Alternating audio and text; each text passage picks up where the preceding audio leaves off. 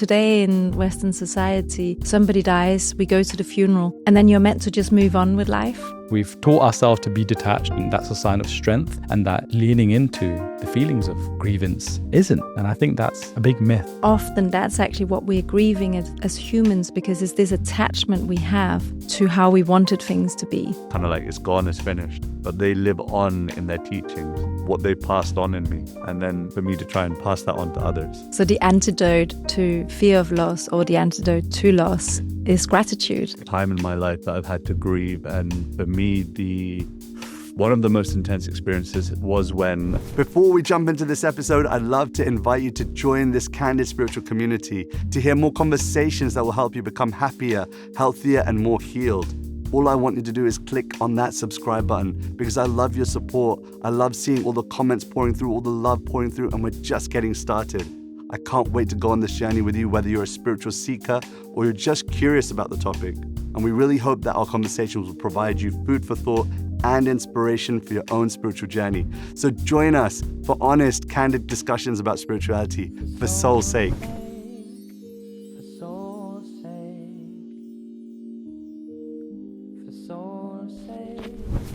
Hello and welcome to another episode of For Soul's Sake, a more serious and sober topic that we have in store for you today, but one which I feel and have been told is one you want to hear about and one that you want to hear the Bhakti perspective on. And so we're going to try our best to do it justice and do it with good spiritual vision and an angle which is hopefully going to give you the opportunity to heal also with this topic. The topic is grief, loss, and the Bhakti response to pain. Many people are grieving. The winter months, I'm told, is statistically the month where people are seeing their nearest and dearest moving on from life, and loved ones being lost, but also the grief from changes in relationships, changes in identity. And so all of this is going to be discussed today and more. And I want to reintroduce my dear friends Nāma and Stine into the conversation too, and also to give Stine the mantle to kind of guide us in this conversation, because I think it's one which you have a lot of perspective on, and perhaps also maybe can direct us on where this kind of goes. So yeah, over to you, Stine. Oh, thank you. I think maybe it would be beautiful to open with Francis Weller, introducing him, because he is somebody who is considered to be an expert on grief. And one of the things that he says, and I think this is interesting in the sort of in the Bhakti context, he says that in the West we have lost the ritual around grief. And as a result, we don't know how to integrate grief, and we don't know how to process grief. And then grief manifests in different ways, like anxiety, like addiction, like all these other sort of the problems that we're really seeing people struggling with in today's world. And I think that's a very, very interesting perspective, because also it's like, I think that again, we live in this world where we can't allow each other to be with sad emotions, and we steer clear of it and we steer away from it. But this inability to allow somebody else to grieve actually is harming them unintentionally. So, but we used to, when somebody died, the widow would wear black for a year afterwards, and it was accepted in society. Okay, this is the amount of time that it does take. Time heals, as we say, but that this sort of, or in India where there's a whole ritual around burning the body, sending the soul off and into the next life. And we don't really have that. It's like today in Western society, somebody dies, we go to the funeral, and then you're meant to just move on with life. There's such there's a culture of grievance, right? In traditional settings, there's a culture of having time, like Vedically, when someone passes away, there's 13 days of mourning, 13 days of meditating on the passing of this individual. And in today's day and age, like, I think people get it really mixed up. Spiritually, one of the key concepts is of detachment, right? To be detached, to feel detached from the world around you, the people around you, the emotions that you might feel, the sentiments and so forth, the desires that you have, to be detached. But true detachment isn't to be detached from the emotion. It's where that emotion could absorb, or to be fully absorbed in a particular emotion to the extent where you can't move on anymore. So there's almost like an interesting balance, right? Like we've taught ourselves to be detached, and that's a sign of strength, and that leaning into the feelings of grievance isn't. And I think that's a big myth. Yeah, and I think in Bhakti, as I understand it, and please correct me if I'm wrong, but there's this idea that it's about integrating the emotion, and that even you can offer it up to Krishna.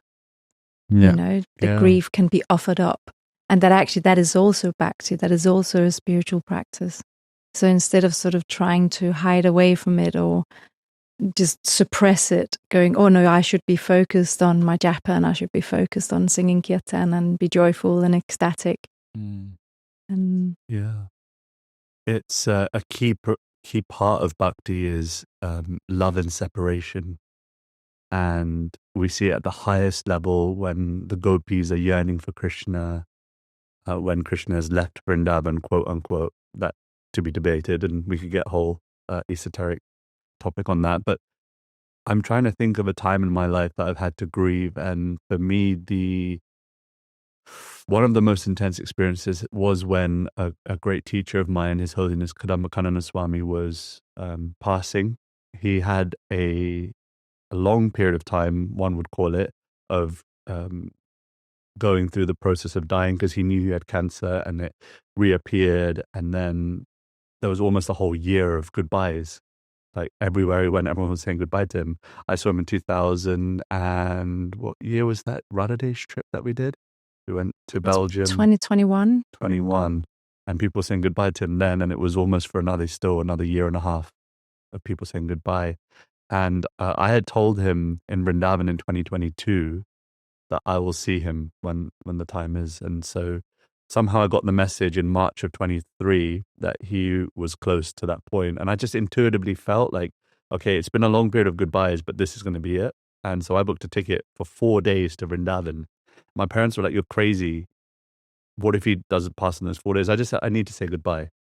He's a dear friend, mentor, teacher, guru, and I need to say goodbye. And it has to be face to face. I don't think I'll process if I don't go. And it was a bit of a contest in my family of, you're being stupid. It's 4 days. Like, he'll understand. Like, you're not going to go and be there. But I was adamant, and I flew out, and I landed, and I was told, yeah, he's going to actually leave at this point. And I couldn't believe it, that somehow Krishna had arranged that I was going to be there at that time and he was going to pass.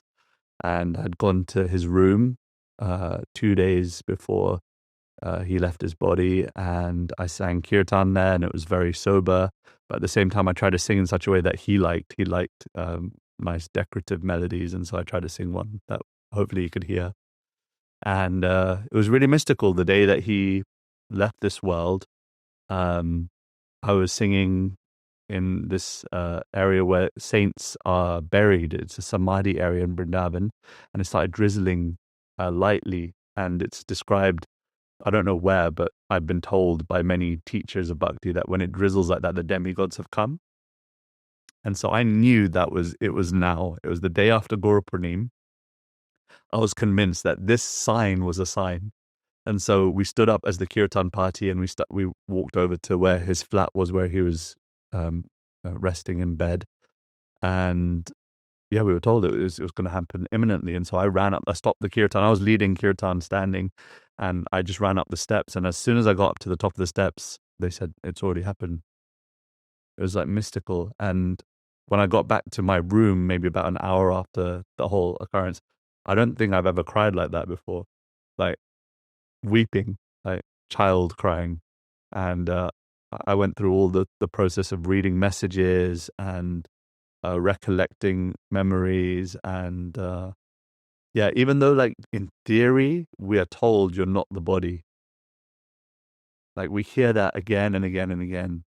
And I could conceptualize it, but my heart hadn't yet swallowed it. It still hadn't kind of come to the conclusion.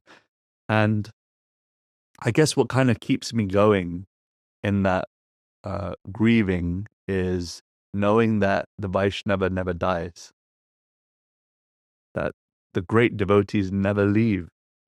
Like they're accessible through their message and through this transcendental sound vibration. You can still access them.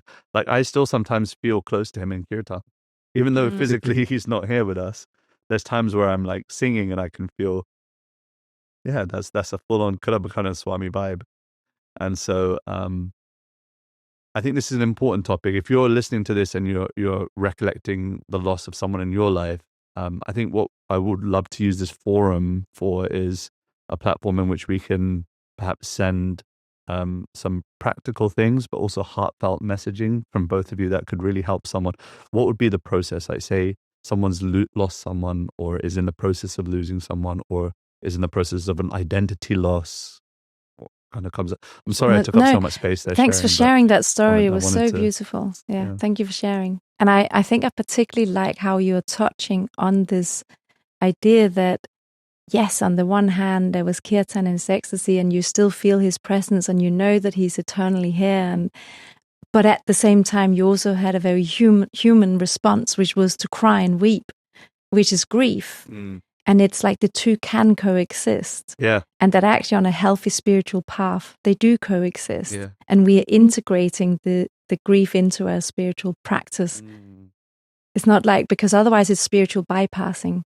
But those emotions, if we don't deal with them, and like Francis Weller said, they come out in anger, they come out in depression, they come out in other ways.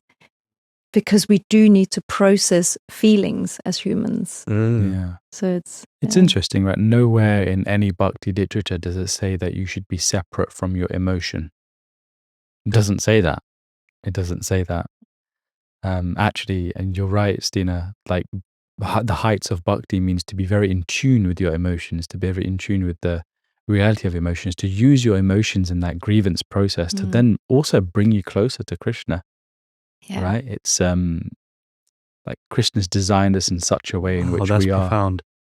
Responding to these emotions, right? You can serve Krishna in anger, you can serve Krishna in grievance, you can serve Krishna in joy, in humor, whatever it may be. There's a term in Sanskrit called rasa, which actually means juice. Like it translates to juice or the nectar, but it's said that there are different flavors or juices in bhakti. Different ways in one can have a relationship with Krishna. Some out of sadness and solemn, some out of separation, some out of happiness, some out of, chivalry, for example. So I think it's such a powerful thing, like, because the whole Bhagavad Gita is starting with this concept of death. Yeah. Like Arjun is not willing to fight because he's going to kill his relatives. And so he's saying, I can't do that. And he's feeling worried about it. And Arjun goes through a multitude of emotions to the Gita: anxiety, confusion, anger, He addresses them. escapism. And Krishna's addressing all of them and validating all of his emotions. And he's allowing it. Yeah. He's allowing it, right? And he's guiding that emotion. And he's using that anger to serve Krishna by fighting. So it's an interesting thing, right? Grievance. Like I can't always relate fully to grievance because I have never lost someone close to me necessarily. I don't think. I've lost family members, yes, and that's an interesting... I've observed grievance. And I've seen how very much needed it was for someone to come out healthier at the other end, I think. But I mean, also, so going back to Francis Weller, when he talks about grief, he doesn't mean just losing somebody who leaves their body. Right. He also talks about grief in the context of it can be the things you said, the things you didn't say, the things you did or didn't do. And I think the regret, exactly. But I actually also, I know this from, so sort of a lot of women, I've done a lot of work with women who are survivors of domestic violence and trafficking, and one of the things that often happens when somebody comes out of an abusive relationship is that there's actually a period of grief. And this grief isn't a grief that they've left that situation they were in. They're grieving the loss of the dream they had of what that relationship could have been. Wow. And I think often that's actually what we're grieving as humans, because it's this attachment we have to how we wanted things to be. And so the grief isn't even always rooted in reality. And I think then it becomes interesting to then put that into a spiritual context, because then the grief often is a purification. Mm.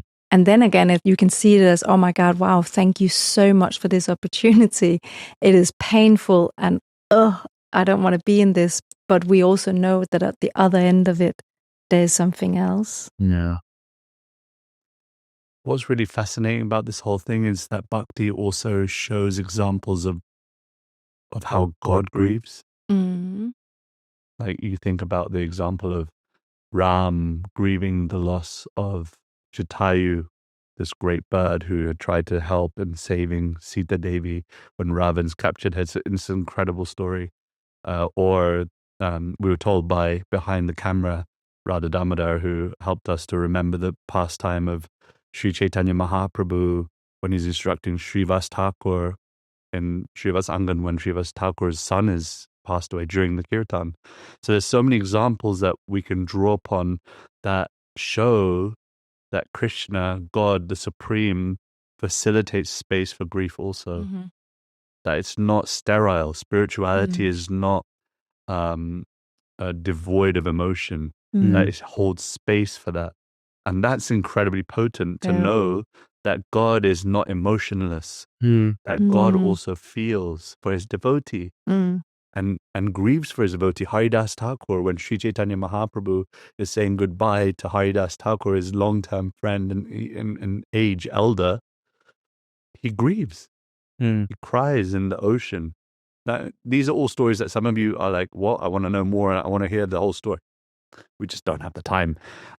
But of course, we can put it in the comment section. You can read those stories and relate. There's like Bhaktivinoda Thakur, who's one of the saints and sages, who's really actually the first person to translate one of our Bhakti literature into English and send it to the West. Actually, his whole mission was to prove to the yogic world that Bhakti wasn't just some sentimental thing.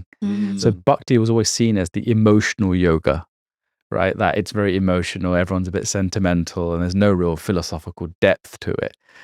Which in itself just shows that emotion is very much a part of this yoga system. Yeah. It's very much necessary, it's critical to this yoga system, because when people think of traditional yoga, it's all about the Himalayan yogis who are without desire, without emotion, just, totally neutral to everything. But it said that the yoga ladder, the topmost rung, is bhakti, which is all about engaging and channeling one's emotions and everything. So it's actually a heightened form of spirituality.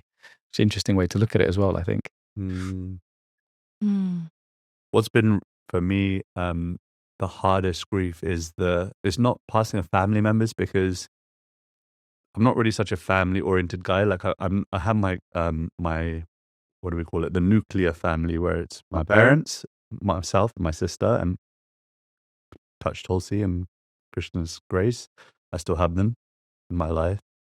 But I have always felt the deepest grief in the loss of my teachers, because I didn't know my grandparents even. And so, sorry, I should mention that I wasn't so close with them, didn't really know too much about them, and didn't spend enough time with them. They passed when I was very young, and my mother's parents I didn't really see, so I didn't have so much contact with, so that's one thing. But for my teachers, I had a lot of grief, and I think that stems from the fact that I received so much from them. And I think something that we have to acknowledge when we're grieving for someone that we're deeply grieving for them is to also take the opportunity to acknowledge what they've given you and what they've imparted upon you, and be grateful for that. And so that's something I did with when His Holiness Bhakti Charu Swami passed. When His Holiness Kadamakanana Swami passed, is I wrote down when Shruti Dharma Prabhu, who was a great mentor of mine, when he passed, I made like a document of all the things that they had shared with me and all the life lessons that I'd received from that person. And that also was a really good, nice, practical way in which I could process my grief. It was acknowledging all the nice.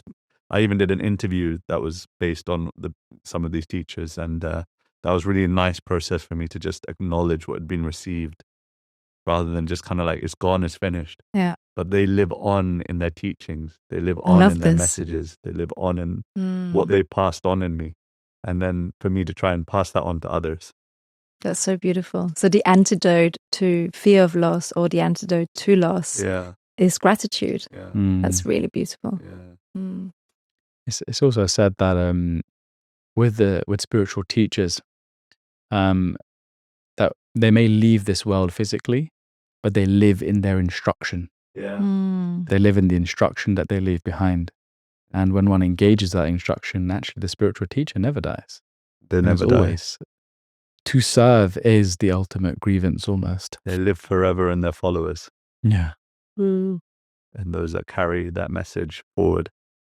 So I was just going to switch it a little bit, but I was going to say, I love this topic you mentioned, Stine, about like grieving your old self. So when you shed like a version of yourself, and in Bhakti, we're transforming, right? We're always shedding ourselves over and over again, ego death after ego death. Oofed. And Yes, ouch. right. Oofed. And I often sometimes think, oh man, like I used to be a cool guy back in the day, and then I got into this Bhakti thing, and I'm like, whoa, like I have to really grieve elements of myself. But Dude, I can tell you right now, you're way cooler than when we were kids. so I've known this guy for ages. maybe I was just like a nerdy Indian kid. But yeah, grieving the self is an interesting thing. It's like we are transforming and we want to transform. But to grieve an old self means I still want a part of that. Exactly. There's still an attachment. There's still an attachment to our previous identity. It's an interesting dynamic, actually. Have you had that feeling before? Yeah, but I think what gets me is that you can grieve a positive change, like, or that the other way around, but that a positive change can have grief attached to it. I think that one is just so like hard to get. Positive change can have grief attached to it. So like, for example, me, when I gave up drinking alcohol, there was a grief around that. Oh yeah. Right? Yeah. It's like the good nights out in the pub and all the fun I had, and there's like this thing that is no longer going to be part of who I am. Yeah. There's a grief in that, and it's like you're saying, shedding these layers of ourselves. But again, going back to the Bhagavad Gita, where Krishna is allowing Arjuna to go through this step by step, right? It's like you can't sort of launch in and sort of go to the last chapter for somebody. You have to meet them at the chapter they're in. And that's why the Bhagavad Gita is such a good example of this, right? Because Krishna is literally taking Arjuna by the hand, step by step, chapter by chapter, and guiding him through. And I think that's also why when somebody's in the middle of grief, it's not helpful to go, but we're not this body, so, no need to lament over that. Yeah. It's like there's a process. And Radhanath Swami actually said something so beautiful last year at the Govardhan Eco Village. I had asked a question that was actually about something else. And then at the end, he just looked at me and he said, but also sometimes the most beautiful thing we can do for another human being is to witness their pain. I was like, wow, not fix it, just witness it. And that goes back to the Francis Weller sort of loss of the process around grief, because we are not so good today at just being with each other's pain. We either want to run away from it or we try to fix it. And actually, grief has a process. It has a timeline. It has its place. Right? That's beautiful. Yeah. It's like we don't just die once, huh? We're like constantly dying and being reborn and dying and being reborn. That's what Pemra Shutran, the Buddhist monk, she says that to be fully alive is the willingness to die over and over and over again. When I took spiritual initiation, all right, this is gonna come out on camera now. I decided I wanted to receive initiation, be part of the Bhakti lineage, get rubber stamped. And the day before I took initiation, I made the vows. I went to McDonald's and I had a veggie burger. I grieved that day. Yeah, but see?